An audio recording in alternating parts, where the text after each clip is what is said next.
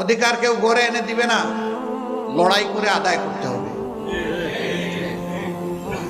এবং আমরা চাই প্রত্যেকটি নাগরিক তার ন্যায্য অধিকার পাক।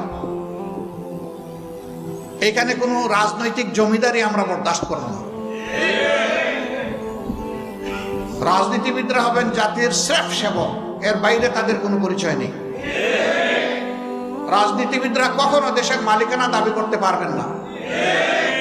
যারা এই মালিকানা দাবি করেছেন, যুগে যুগে তারা চরমভাবে অপদস্থ হয়েছেন।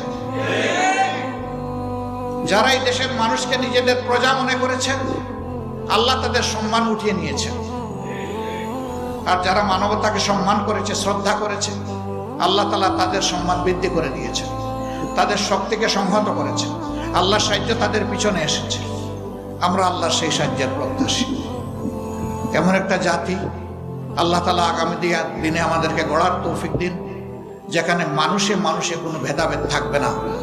প্রত্যেকটি মানুষ তার দেশের পরিচয় দিয়ে দেশে এবং প্রবাসে, বিশ্বে সকল জায়গায় গর্ববোধ করবে। এমন একটি জাতি গড়ার জন্য, এই জাতি গড়ার যারা কারিগর, আল্লাহ তাআলা তাদেরকে হুঁশ জ্ঞান দিন, দায়িত্ববোধ তাদের মধ্যে জাগ্রত করে দিন, এবং তারা যেন সত্যকে ধারণ করে সামনের দিকে এগিয়ে যেতে পারে। আল্লাহ তাদেরকে সাহায্য করুন।